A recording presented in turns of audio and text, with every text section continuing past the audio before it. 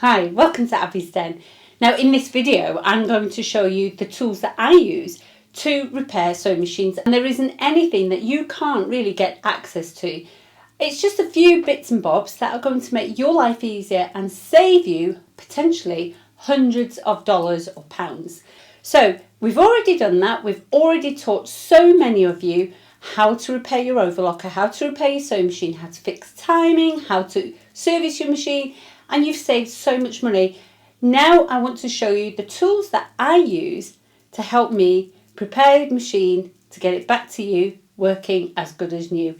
And there isn't anything too much in here. So if you've not already subscribed, hit that subscribe button now and hit the bell so that you get notifications of the videos I've got coming up. When I started a few years ago, I didn't have very much. I had a crosshead screwdriver, a flathead screwdriver, and the tools that came with my machine, and possibly some oil. Now there are so many brands of sewing machine oil available, it's very difficult to know which one's the best. Really, sewing machine oil isn't very different from another brand. They all come from the same place, crude oil. There are some oils that you mustn't use. Don't use baby oil. Don't use anything that's a natural cooking oil, like your sunflower oil. And don't use oils that you might use all over your body. So don't use any cosmetic oils because they have things added to them which can gunk up your machine. So always look for a sewing machine oil. So that's the first thing that is essential in repairing and servicing your machine, because quite often that's all your machine's after. And there are some misconceptions out there about not oiling your machines. Now I need to just address that for a moment. When you oil your machine, what happens is you get all parts moving against each other smoothly. Now technology has it that we've improved the materials that are used to make machines. So the metals that are used are actually joined together and they work smoothly and they are finely ground together. We have thick greases in there.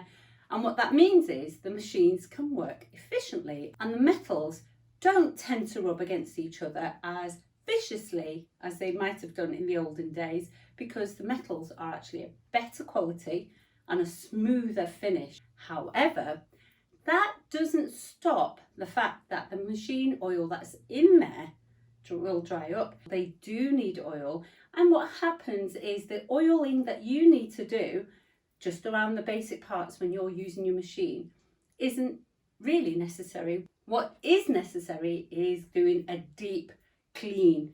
They do need oiling. Okay, so the next thing that you need is, like I said, a flathead screwdriver.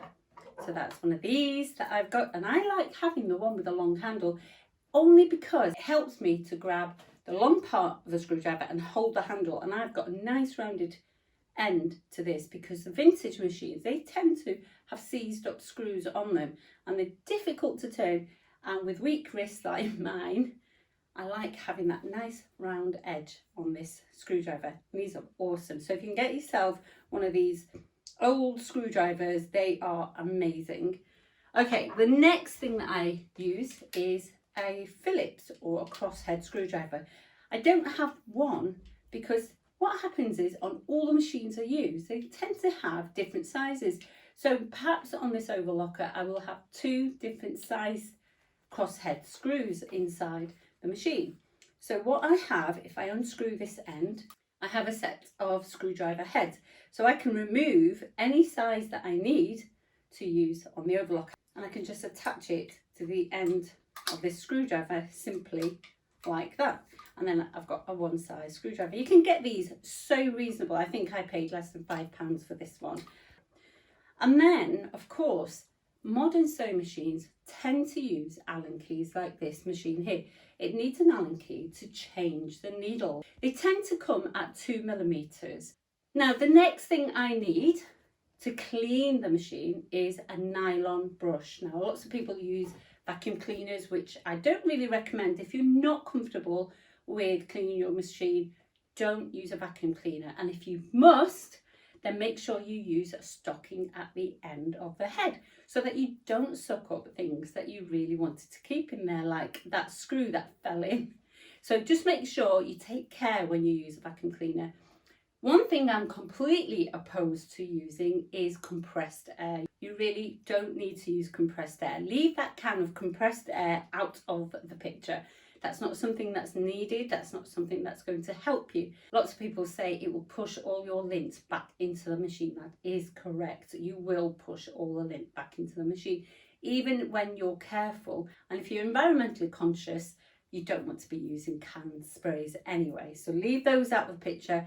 Don't worry about using them. You really don't need to. Just watch one of my tutorials, learn how to take your machine apart. It really is very easy to do. Now, when you're cleaning your machine, you need to have good light. Now, I have a really good light here. This is a nice one that I can sort of put away, and it sits nice and neatly in my cupboard along with other items. And I have different powers on it, and that allows me to be able to sit it there by the machine, and it's quite strong lighting, and allows me to get right into the machine. I can open this front door, get the light on over the machine, and I can see everything that's in there.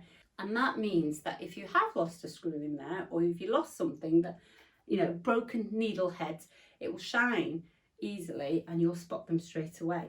And one thing I'll point out about that as well is that this lamp, you can actually use it like a torch. So if you take the charging away, you can actually still use the light. So it doesn't matter where you're sitting, it will work perfectly for you. Now, the next thing I recommend, talking about that shining broken needle that you found using your lamp, is use a magnetic pen or something like that. Now, when you're making sure that you've put your knives in properly, you need a measuring tool. For example, when your timing might be off. Now, again, I've shown you how to repair your timing, how to fix and how to check whether it is the timing that's the issue on your machine in another video, and I'll put the link above.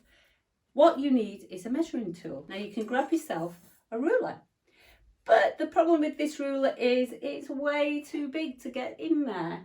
And sometimes, you know, I want to get close up to the needle and to the loopers, I can't.